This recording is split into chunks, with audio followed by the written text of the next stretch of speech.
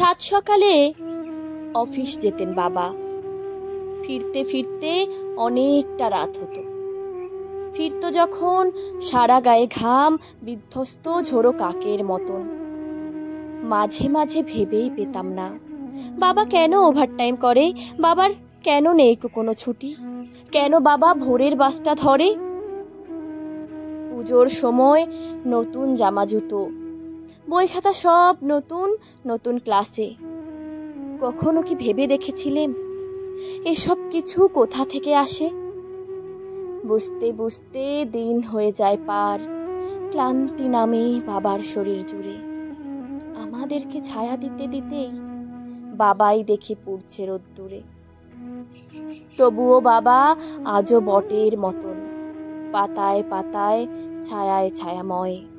তার কাছেতে বসলে মনে হয় এই তো আমার